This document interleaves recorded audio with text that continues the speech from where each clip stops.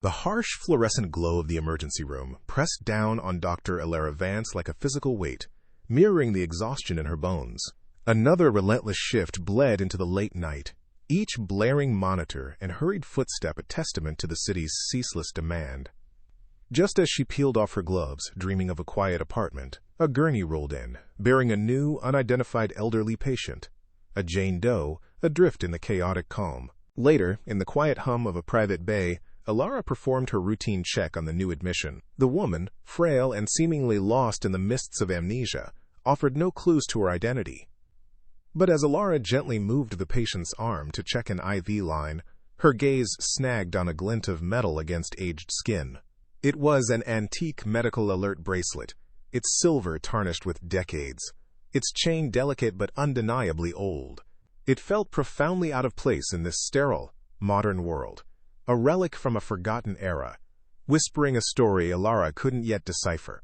A flicker of curiosity, a rare spark in her weary mind, momentarily broke through the monotonous rhythm of her night. With a gloved finger, Elara carefully traced the faded engraving on the bracelet. The letters, though worn, were still legible. St. Jude's Mercy Wing, Estate 1965. The words hit her with the force of a physical blow, stealing the air from her lungs. St. Jude's, a name she had buried deep, a place she tried to forget. Her breath caught, her heart beginning a frantic, painful drumbeat against her ribs. No, it couldn't be, not that asterisk St. Jude's.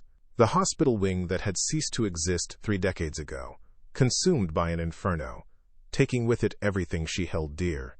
A torrent of fragmented memories, locked away for half her life, broke free. The grainy news footage on an old television, a child's comprehension of unimaginable loss. The official reports, repeated with chilling finality. No survivors from the Mercy Wing fire. Her parents, gone.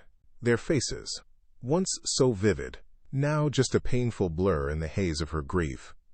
This couldn't be real. It had to be a coincidence, a morbid, cruel twist of fate. Millions of bracelets in the world. But the precise engraving, the exact name of the wing, the year. Elara shook her head, trying to dislodge the insidious doubt. It was impossible. Simply impossible. Elara forced her professional composure back into place, despite the tremor in her hands. "Can you tell me your name?" she asked gently, her voice strained. The elderly woman's eyes, a cloudy blue, blinked slowly, offering no recognition. Elara then pointed to the bracelet. "This? Do you know what this is?" The patient's gaze drifted to her wrist, her frail fingers, gnarled with age, reaching out to touch the tarnished silver. A faint spark ignited in her eyes, a fleeting moment of lucidity. Her lips parted, a garbled sound escaping, then a soft, breathy whisper, "Lily."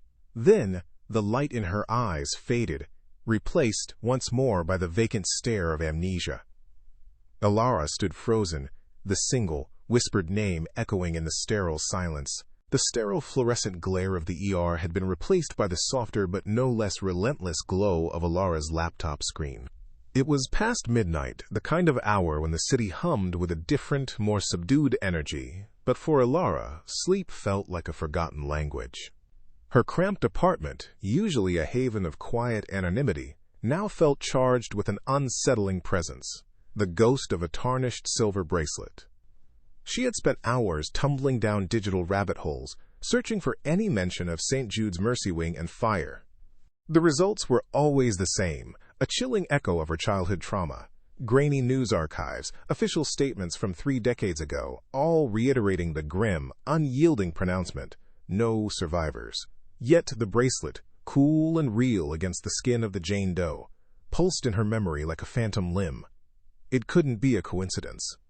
Her professional skepticism, honed by years of weary realism, warred with a primal, insistent dread. The bracelet was a tangible thread, pulling at a wound she had long thought scarred over, reopening the raw, aching space where her parents once lived. The next morning, the hospital's administration wing felt like a different universe from the frenetic chaos of the ER.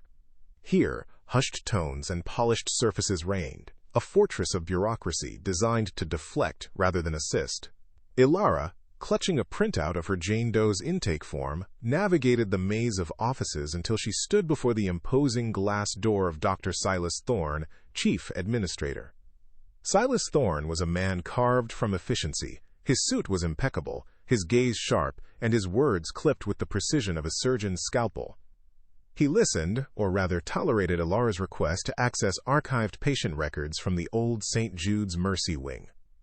"Dr. Vance," he began, his voice devoid of warmth, "I understand your concern for a patient, but our protocols are clear.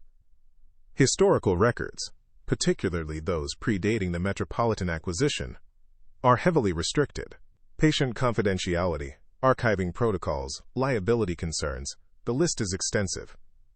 Elara felt a familiar wall rising. "But this isn't just any record, Dr. Thorne. This patient wears a medical alert bracelet directly referencing that wing. There's a potential link to an event declared to have no survivors. Surely, that warrants a deeper look?" Silas's thin lips barely twitched. "Dr. Vance, our official records are absolute. No survivors means precisely that. Pursuing anecdotal links is unproductive and, frankly, unprofessional. I suggest you focus on the patient's current medical needs, not ancient history." He dismissed her with a curt nod, turning back to his gleaming monitor. Elara left, the cold steel of his refusal echoing in her ears, but a new, stubborn resolve hardening in her heart. Undeterred, Elara sought out Ms. Eleanor Finch, the hospital's longtime archivist, a woman rumored to possess not just files, but the very memory of the institution. Eleanor's domain was the hospital's basement, a labyrinth of dusty shelves and forgotten stories. The air was thick with the scent of old paper and quiet history, a stark contrast to the sterile present. Eleanor, a woman with keen eyes peering over spectacles perched on her nose, looked up from a stack of brittle ledgers. "St. Jude's Mercy Wing, you say?" she mused, her voice a soft rustle, like turning a page. "A tragedy, that fire. I was a junior clerk then. So many whispers after things they didn't want talked about." She tapped a gnarled finger on a faded photograph of a bygone hospital facade. "The official story, no survivors. It always felt a bit too neat, didn't it? Too quickly closed." Elara leaned closer, a flicker of hope igniting in her chest. "You heard rumors? About what?" Eleanor's gaze drifted, lost in decades past. "Oh, just things. A patient being moved, a specific order ignored a baby, some said. But nothing concrete. They swept it all under the rug. The new administration didn't want a scandal." She lowered her voice conspiratorially. "The real records, the ones that tell the messy truth, they weren't always kept in the main system. Sometimes, a kind nurse, or a diligent doctor, would keep their own little book. A personal history, tucked away from prying eyes." She paused, a glint in her eye. There was a small alcove, behind the old X-ray storage, near the defunct incinerator chute. A false shelf. A place for forgotten things. Following Eleanor's cryptic directions, Elara ventured deeper into the archive's forgotten corners. The air grew heavier, dust motes dancing in the single bare bulb that illuminated the aisle. Cobwebs clung to unused equipment, and the silence was profound, broken only by the scuff of her shoes. Behind a towering stack of decaying X-ray films, just as Eleanor had described, was a section of shelving that felt wrong. It didn't quite align with the wall. Her fingers, usually so precise in medical procedures, fumbled, tracing the edge of a loose panel. With a soft click and a groan of aged wood, a small, hidden compartment revealed itself. Inside, nestled amongst yellowed medical instruments and a forgotten nurse's cap, lay a single, hand-bound ledger. Its cover was dark, worn leather, its pages thick with yellowed parchment. It was unlike any official hospital record Elara had ever seen. Clearly personal, meticulously kept, with elegant, looping script.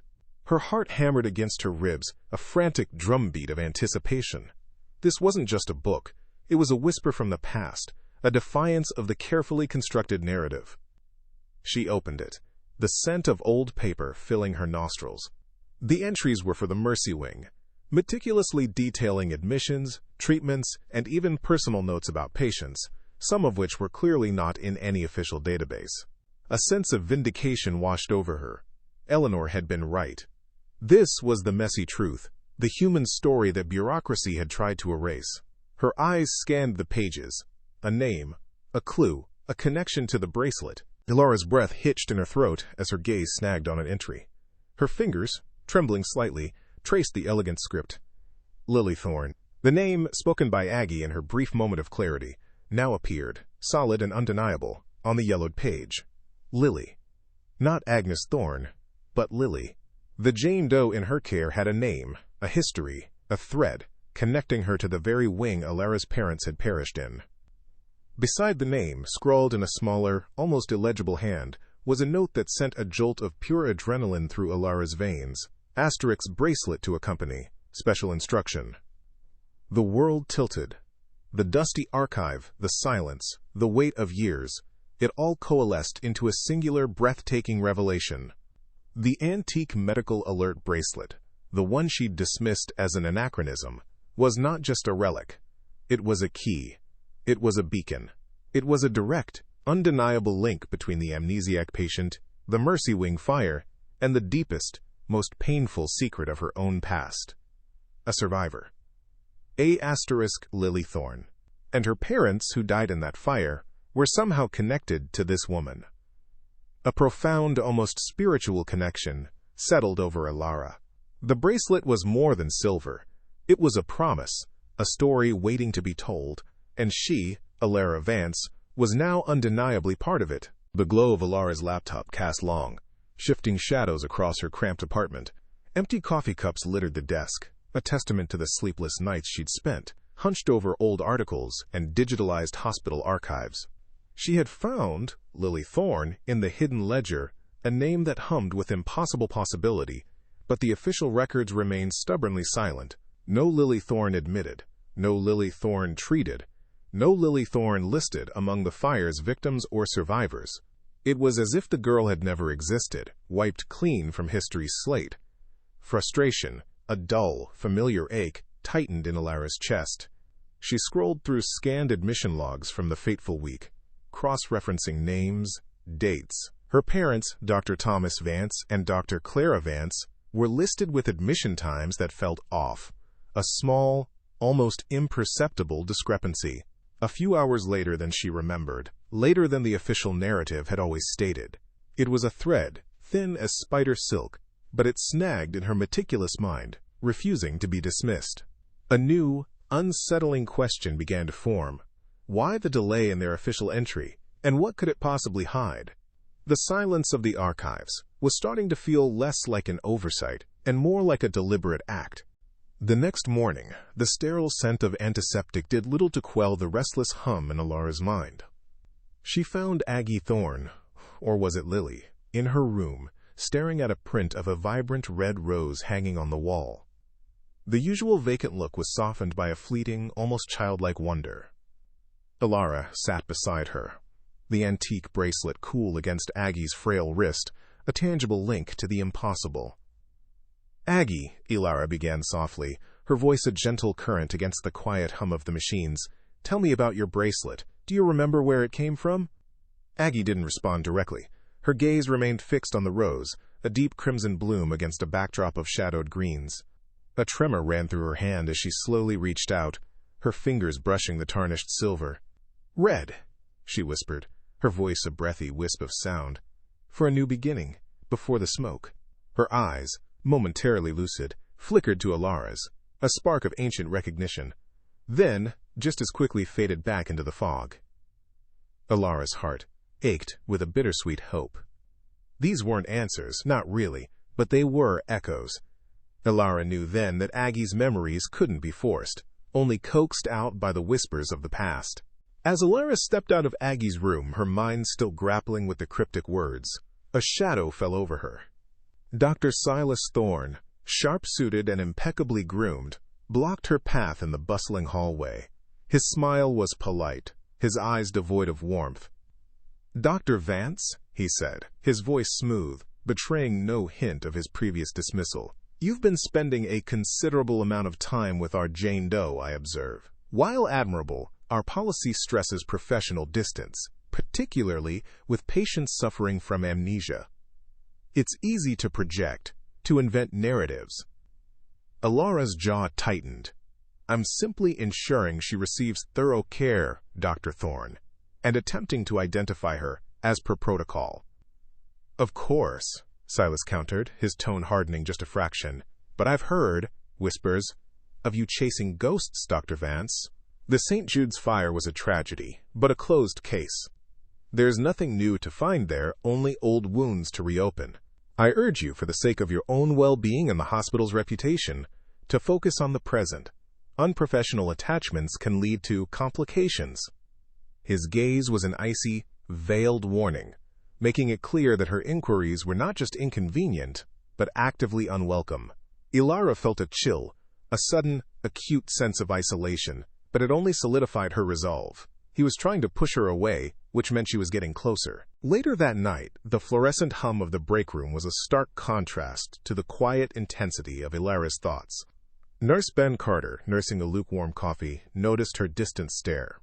"Still thinking about our Jane Doe, Elara?" he asked gently. "She's a tough one, huh? Poor thing."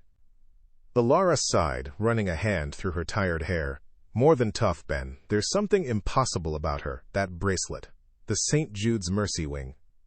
Ben's eyes widened slightly. "Oh, that old place. My gran used to work here, way back. She always had a story about that fire. Said it wasn't quite what they told everyone." He leaned in, his voice dropping conspiratorially. "She swore there was a baby. A miracle, she called it. Rescued right before the whole place went up. Said the official, no survivors, was a lie." Elara's breath hitched. "A baby? Who told her this?"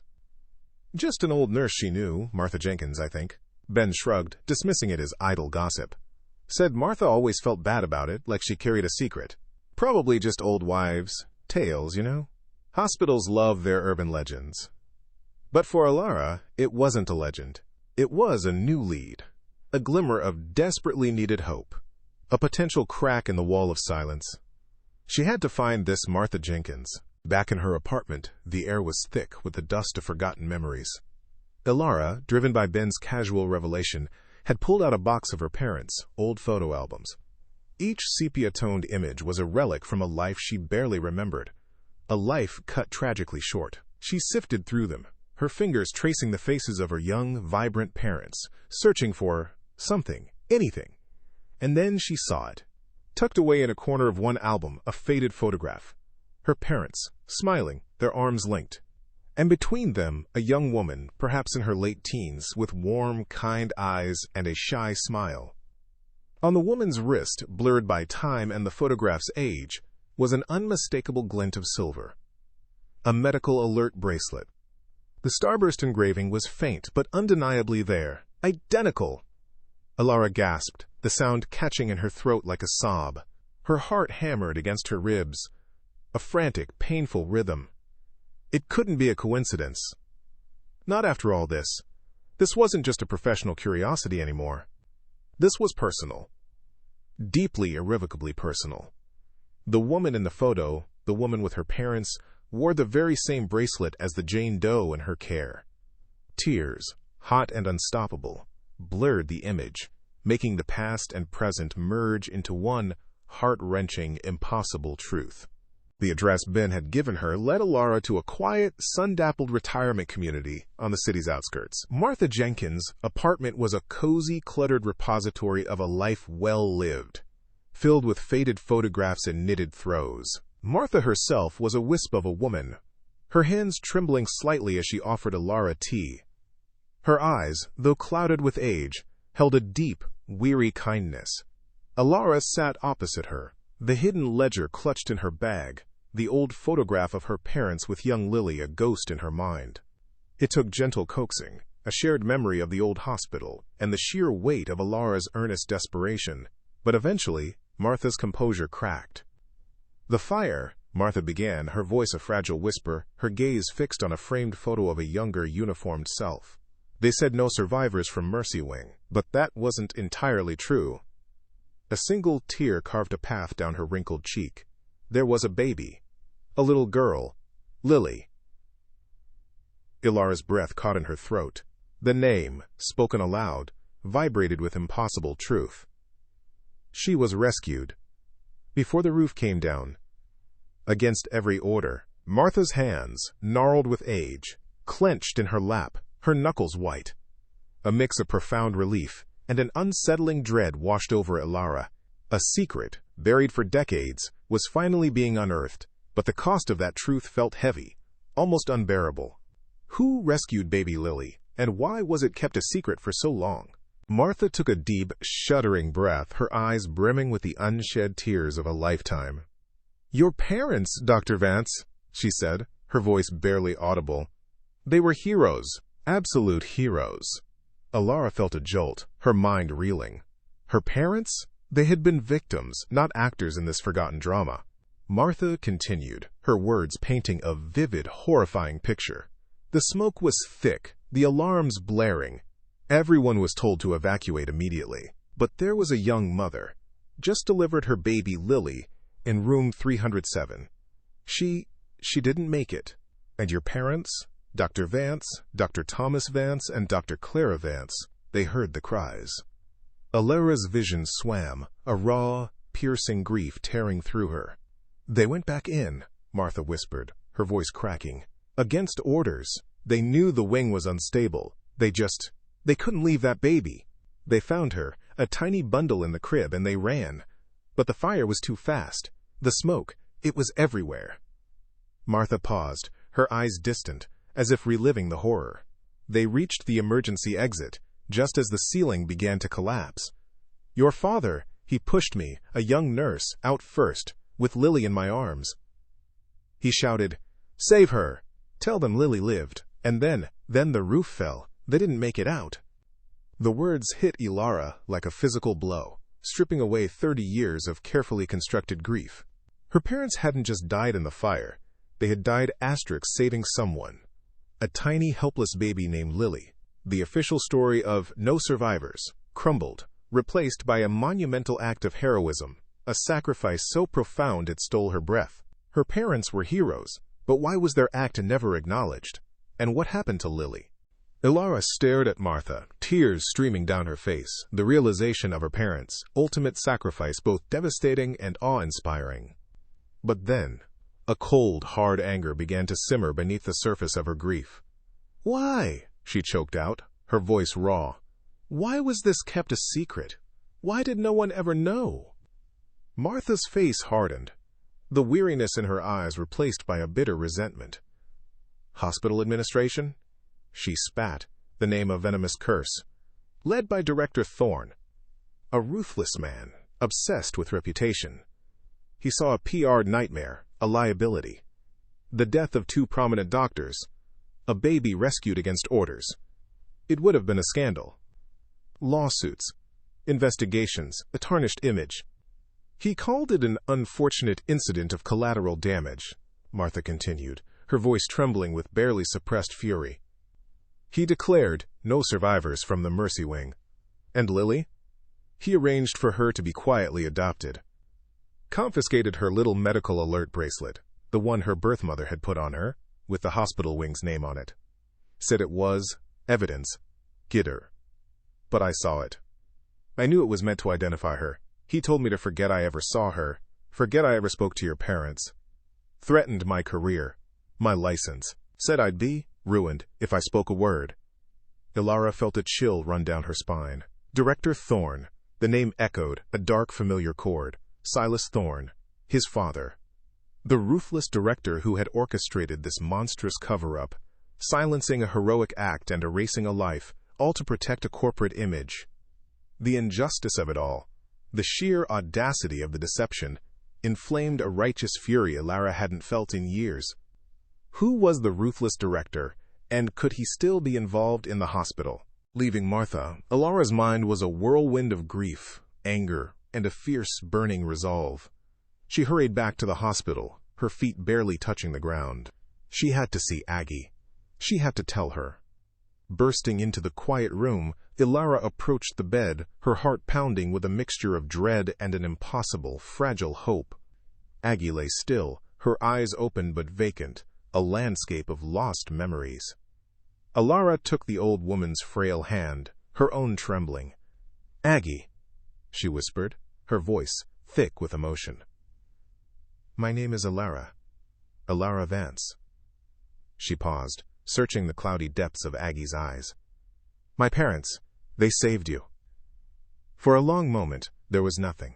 Then, slowly, infinitesimally, Aggie's eyes began to clear. The fog seemed to recede, revealing a flicker of recognition, a spark of the person she once was. Her gaze, though still distant, focused on Elara's face, searching, assessing. A faint, almost imperceptible smile touched her lips. Elara, Aggie murmured, the name sounding foreign, yet familiar on her tongue. Her hand tightened on Elara's. You look like them, so much like them. Elara gasped, tears welling in her eyes. Aggie's gaze drifted down to the antique bracelet on her wrist, her fingers tracing its familiar inscription. And I, she whispered, her voice gaining a fragile but undeniable clarity.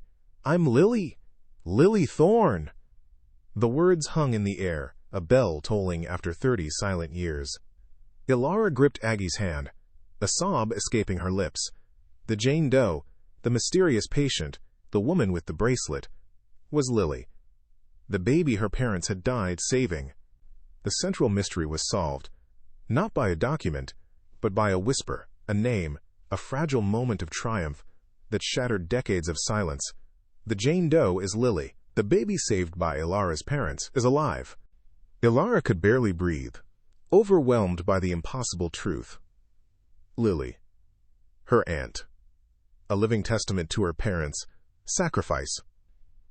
Aggie, now Lily, still held Elara's hand, her eyes, though beginning to cloud again, fixed on the tarnished silver bracelet. She lifted her wrist, her frail fingers tracing the worn engraving. This, she said, her voice soft but surprisingly clear, a fleeting moment of lucidity breaking through the haze. This was a secret gift, from my first parents. Elara's heart ached with the bittersweet irony. Lily's birth mother had died, but her first parents, the ones who truly gave her a chance at life, were Elara's own. It was meant to find me, Lily continued, a wisp of a memory flickering in her eyes. A kind nurse, she told me to never take it off, said, It's your story, Lily. It will keep you safe. It will guide you home. Lily smiled, a serene, childlike expression. The words resonated with a profound, almost mystical significance. The bracelet wasn't just a clue, it was a beacon, a promise kept, across 30 years of silence and deception. Elara looked at the antique silver, no longer seeing a mere object, but a tangible link to a heroic past, a living connection to her lost family.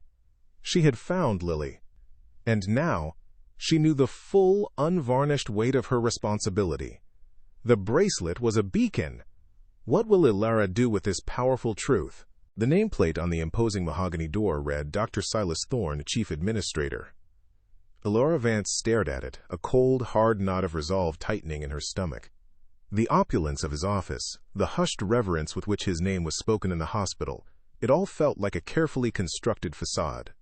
A facade built on a lie, a legacy of deceit passed down from his father, the very director who had orchestrated the cover-up of the St. Jude's Mercy Wing fire. She knew now.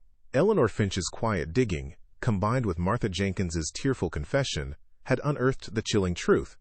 The former director, a man named Bartholomew Thorne, had been Silas's father.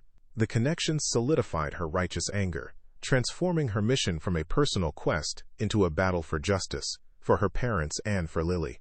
Clutching the folder containing the hidden ledger and Martha's sworn statement, Elara felt the inner fire she'd thought long extinguished burn with a fierce, unwavering heat. She knocked, the sound surprisingly loud in the silent corridor. Silas Thorne, impeccably suited, sat behind a vast, polished desk that seemed to swallow the abundant light of his office. He gestured to the chair opposite him, his expression an unreadable mask of professional politeness.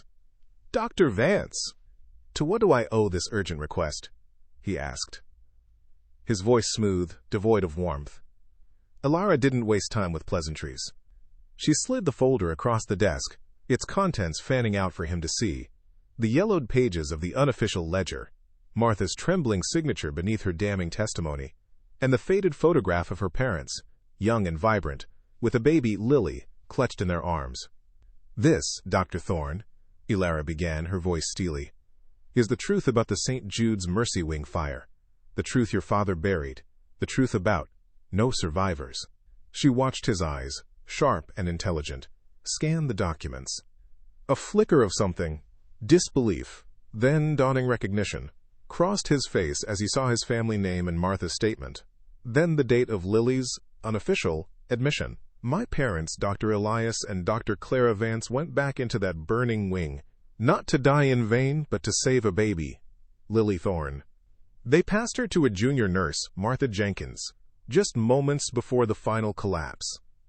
Your father covered it up to protect the hospital's reputation, to avoid a public relations nightmare." Silas's face, which had paled slightly, now flushed with a sudden furious crimson.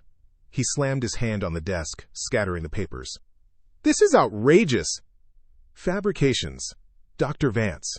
Conspiracy theories from a senile old woman and a disgruntled nurse." He leaned forward, his eyes narrowed into slits of cold contempt. "You've let a sentimental attachment to a Jane Doe cloud your professional judgment. You're becoming emotionally unstable, chasing ghosts. I warned you about this. This kind of unprofessionalism could cost you your career, your license. My father was a pillar of this institution, a man of integrity, not some villain who orchestrates cover-ups. He was a man of logic, not a sentimental fool like your parents, perhaps." The words hung in the air, a direct, deliberate jab at the memory of her mother and father, echoing the very dismissiveness that had allowed the truth to be buried for decades. Elara felt a surge of pure, unadulterated fury, but she held it back, her gaze unwavering. She knew this tactic. It was the same one Elara Vance's son, Julian, had used. Attack the messenger, discredit the truth. But Elara had one more piece. "A pillar of logic, you say?" Elara's voice was dangerously quiet, cutting through Silas's bluster. She reached into her pocket, her fingers closing around the cool, aged metal she had carried with her since her last visit with Lily. She pulled out Aggie's antique medical alert bracelet, the tarnished silver glinting under the office lights. With a deliberate, almost ceremonial gesture, she placed it on the polished mahogany desk, directly between them. The quiet thud of metal on wood seemed to echo in the sudden silence, a sound heavier than any shouted accusation. Silas's eyes, still burning with indignation, dropped to the bracelet. He saw the intricate engraving, the faded but unmistakable words, "St. Jude's Mercy Wing, Esting 1965. He saw the name etched on the back, Lily Thorne. Elara met his gaze, her own eyes blazing with a fierce protective fire. "This isn't fabrication, Dr. Thorne. This is proof. This is your father's cover-up. This is Lily Thorne." She paused, letting the weight of the name sink in. "And this is your aunt." Silas Thorne stared at the bracelet, then at Elara, then back at the bracelet. The precise, logical world he had built for himself, a world of spreadsheets and institutional reputation, fractured around him. His mind, so quick to dismiss sentiment, now struggled to process the undeniable evidence. His aunt, Lily Thorne. The baby his father had supposedly saved, then erased from history. The implication of his own unwitting complicity, the layers of lies that had formed the foundation of his family story, hit him with the force of a physical blow. The arrogance drained from his face, replaced by a ghastly pallor. His imposing posture collapsed, leaving him looking suddenly diminished, lost. He tried to speak, a guttural sound escaping his throat, but no coherent words came. The shame, a foreign and corrosive emotion, burned in his gut. He couldn't bear to look at Elara's face, now devoid of anger, replaced by a quiet, sorrowful dignity.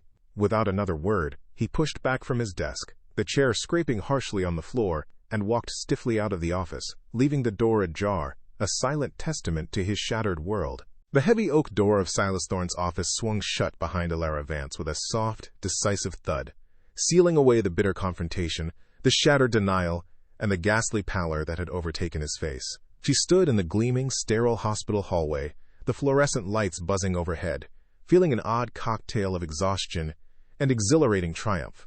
Her shoulders, usually hunched with the perpetual weight of the ER's demands, felt lighter, yet her legs were shaky. It was over.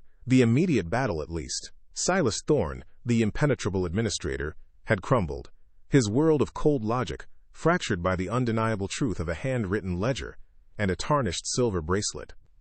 But the fight wasn't truly finished. She looked down at her hands, still trembling slightly, and knew that this was just the beginning of a new, profound chapter. Lily, Agnes Thorne. Her aunt. A woman lost to a lie for 3 decades, now fragile and confused, needing care, needing family. And her parents. Their heroism, buried under layers of corporate deceit, deserved to be sung from the rooftops, not whispered in dusty archives. The image of their faded photograph, their brave, loving faces, filled her mind. A fierce, protective resolve settled deep in Elara's gut. Her journey from jaded nurse to reluctant detective had led her here, to this precise moment of purpose. Her work wasn't done. It had only just truly begun.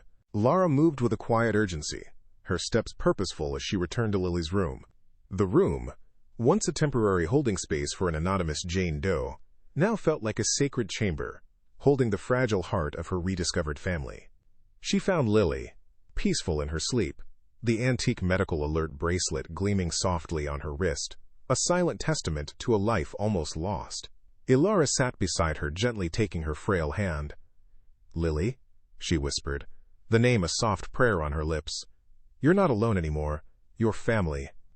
Using the unexpected leverage from Silas's downfall, a quiet threat to expose the full extent of his father's cover-up if necessary, Elara had moved mountains. Within hours, arrangements were made. Lily was to be transferred to the prestigious Evergreen Heights, a top-tier memory care facility renowned for its compassionate, specialized attention.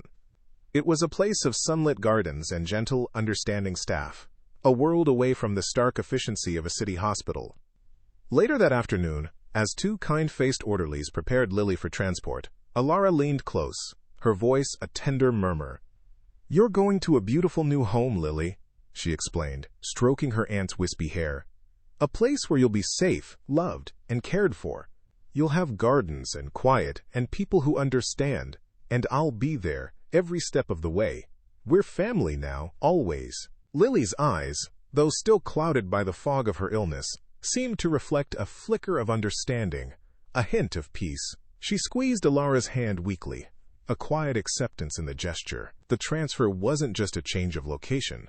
It was a symbol of a new beginning, a quiet victory for overdue justice and rediscovered love. 2 weeks later, the Metropolitan City Hospital's grand boardroom, usually a bastion of corporate stoicism, hummed with a different kind of energy. Microphones bristled on a polished mahogany table, and a phalanx of reporters, cameras flashing, filled the room.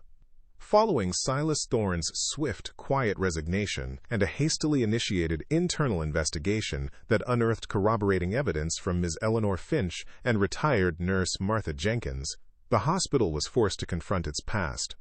The interim CEO, a somber-faced man, stood before the press, flanked by nervous board members. "Today, we stand before you to right a grievous wrong," he began, his voice strained but firm. 30 years ago, our institution failed in its duty of transparency and compassion. He spoke of the St. Jude's Mercy Wing fire, the official narrative of no survivors, and then the truth. He publicly acknowledged the heroic, self-sacrificing actions of Dr. Thomas Vance and Dr. Elara Vance, Elara's parents, who had perished while saving a baby.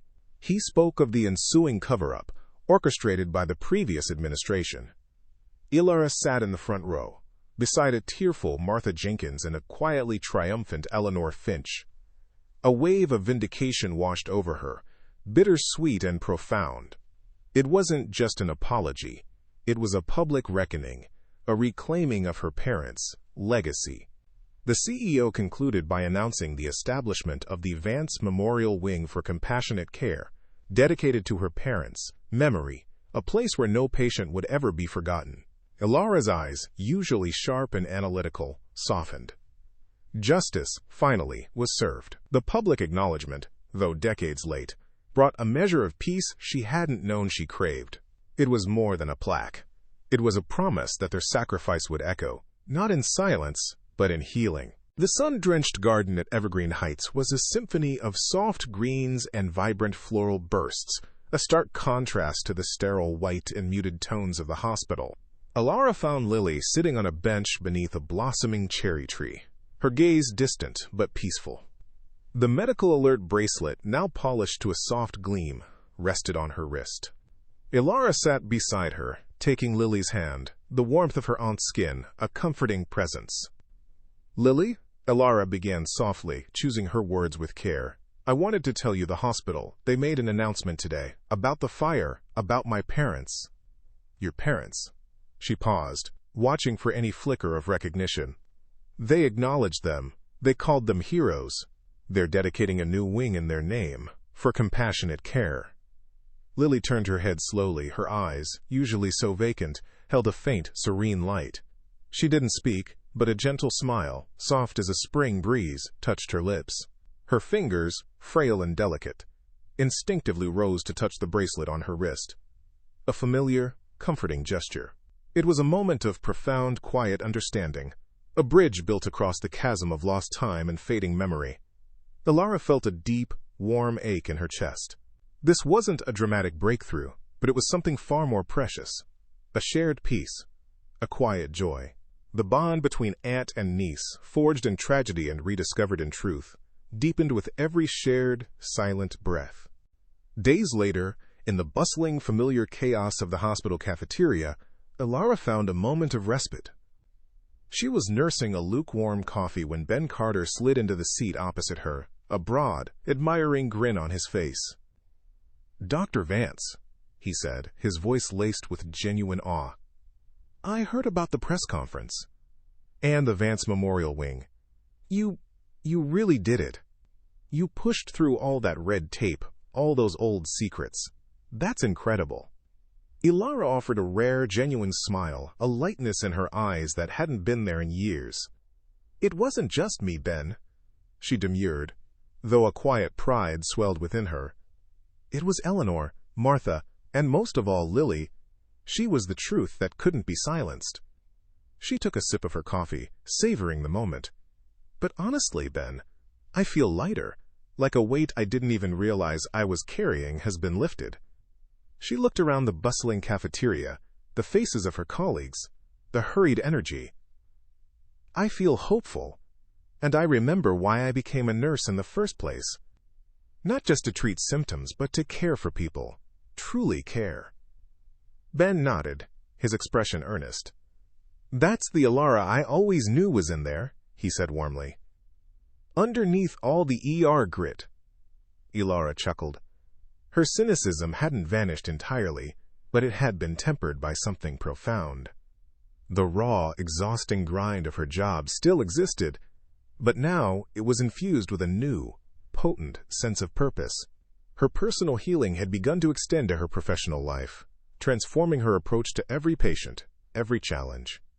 The first rays of dawn, usually an unwelcome intrusion after a night of restless dread, now streamed through the blinds of Elara's apartment like a benediction. She woke, not with the familiar drag of exhaustion, but with a lightness she hadn't felt in years. The knot that had resided permanently in her shoulders, a physical manifestation of her burnout and suppressed grief, had loosened its grip. Her eyes, once shadowed with cynicism, now held a glint of genuine hope, reflecting the golden light of the new morning.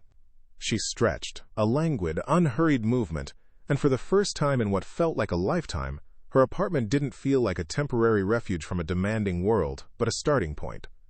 It was no longer just four walls. It was a home, a base from which a renewed life could finally begin. The air, crisp and fresh, carried a promise she was finally ready to embrace. Weeks later, the Metropolitan City Hospital, usually a fortress of clinical efficiency, transformed its grounds, where the old, charred remains of the Mercy Wing once stood. A serene, memorial garden now flourished. Lush greenery, vibrant flowers, and a tranquil fountain replaced the ghosts of a tragic past. Under a sky the color of forget-me-nots, a small, solemn crowd gathered. Elara stood alongside Ms. Eleanor Finch, the meticulous archivist whose quiet bravery had been indispensable, and Nurse Ben Carter, whose casual whispers had ignited the spark of truth. A newly erected plaque, crafted from polished granite, gleamed in the sunlight. It bore the names of all who had perished in the St. Jude's Mercy Wing fire, a long overdue acknowledgement. But beneath the list of names, Two stood out, etched with particular reverence. Dr. Evelyn Vance and Dr. Arthur Vance, heroes of St. Jude's, who, in their final moments, ensured the miracle of Lily Thorne's survival. Eleanor dabbed at her eyes with a lace handkerchief, a soft, knowing smile on her lips. Ben clapped Elara gently on the shoulder, his admiration palpable. Elara gazed at the inscription, a bittersweet ache in her chest. Her parents' sacrifice, once a private, suffocating burden, was now a public testament to their boundless love. The hospital, in acknowledging its past, had begun to reclaim its integrity, fostering a new culture built on transparency and honor. It was more than just a garden. It was a testament to the enduring power of truth, finally blossoming after 3 decades of neglect. In the sun-drenched common room of the memory care facility, Lily, now officially Agnes Aggie, Thorne but forever Lily in Elara's heart, sat by a window, a soft shawl draped over her shoulders. Her gaze was often distant, but moments of clarity were becoming more frequent, imbued with a gentle peace. Martha Jenkins, the retired nurse who had carried the secret of Lily's survival for so long, now visited regularly. Today she sat beside Lily, holding her frail hand, sharing quiet murmurs about a past only they truly understood. Elara joined them, her presence a comforting anchor. She knelt, taking Lily's other hand, her touch gentle and warm.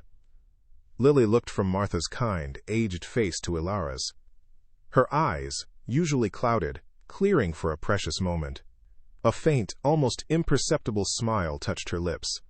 Then, with a rare, profound gesture, Lily squeezed both their hands, a silent embrace across generations, a wordless acknowledgement of the family she had lost and the family she had found. It was a fragile, holy moment, a testament to the threads of love that, though stretched thin by time and tragedy, had never truly broken. Miles away, in a quiet, unassuming cafe far from the bustling hospital, Dr. Silas Thorne sat alone. He wasn't in a tailored suit, but a simple, unadorned cashmere sweater. His usual posture of rigid authority had softened, replaced by a weary slump. On the table, beside a half-empty coffee cup, lay a local newspaper.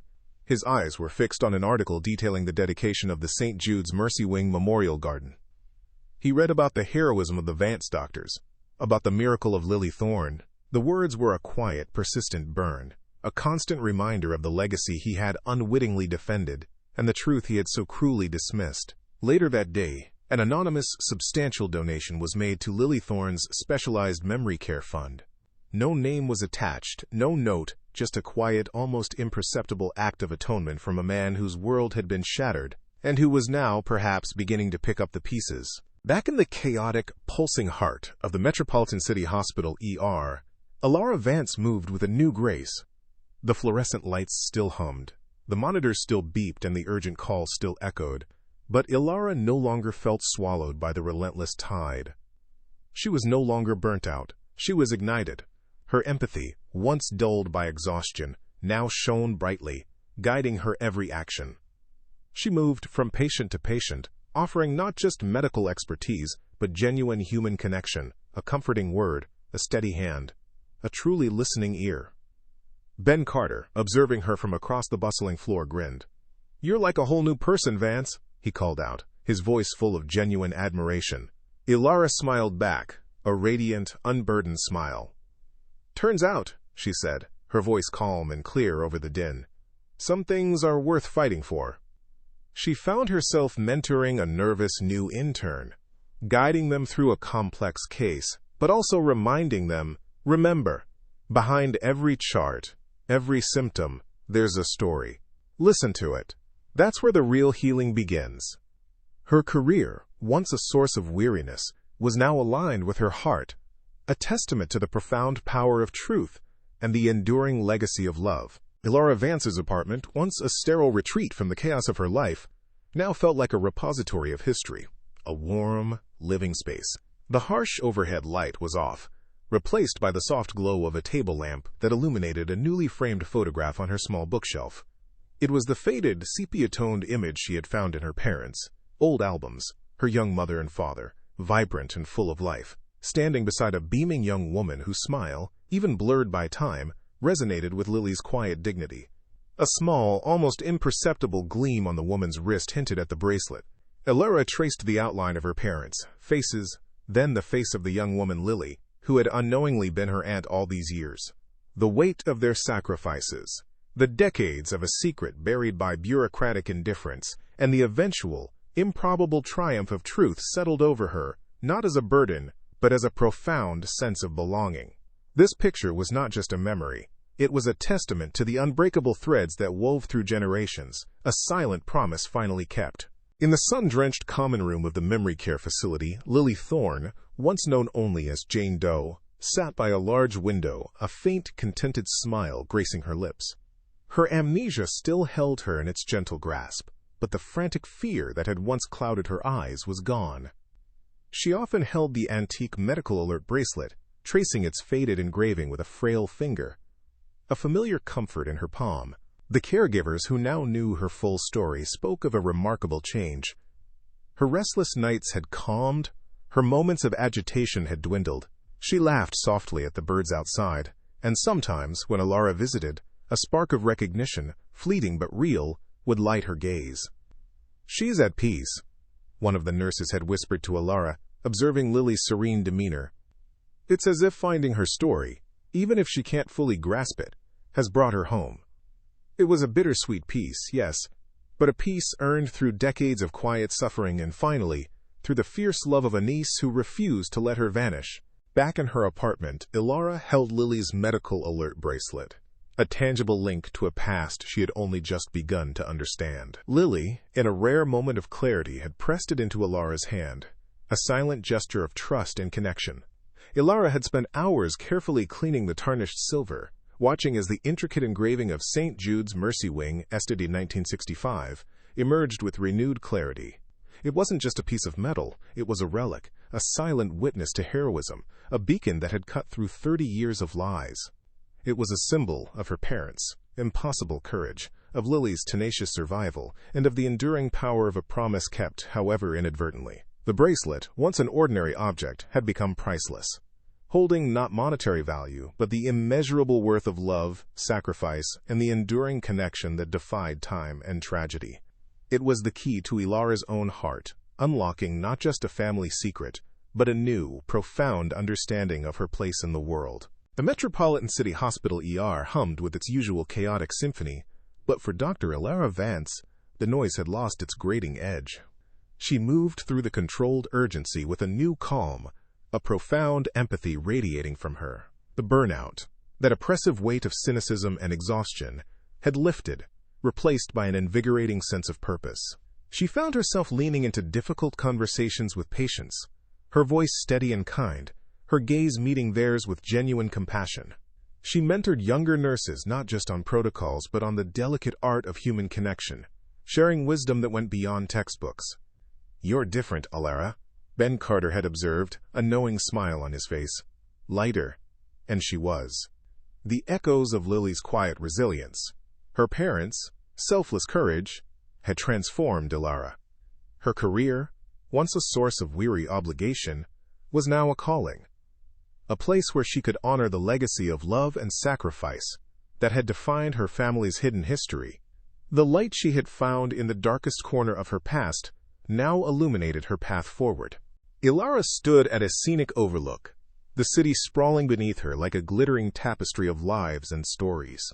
The Metropolitan City Hospital, a monolithic presence in the distance, no longer seemed a place of cold bureaucracy, but a monument to both past tragedies and unexpected triumphs. She thought of the antique medical alert bracelet, a simple object that had, against all odds, guided her through a labyrinth of secrets to reclaim her family's history, and, in doing so, found her own path. It was a powerful reminder that family is not defined by wealth or status, by official records or public narratives, but by the unbreakable threads of love that weave through generations. Sometimes these threads become tangled, sometimes they seem lost to the winds of time, but they are never truly severed. They simply wait for a courageous heart to find them. The story of Elara, of Lily, and of the brave parents who sacrificed everything reminds us that love can overcome even the greatest tragedies. It's a testament to the resilience of the human spirit, a beacon of hope shining through decades of darkness. It teaches us that compassion, perseverance, and the unwavering pursuit of truth can heal the deepest wounds and bring justice where it was long denied. Our true legacy lies not in the fleeting accolades of the world, but in the connections we forge, the courage we show for those we love, and the profound human stories we refuse to forget. If this story of loss, sacrifice, and reunion touched your heart, please let us know in the comments below. What would you have done in Elara's position, facing a truth so monumental and a system so resistant?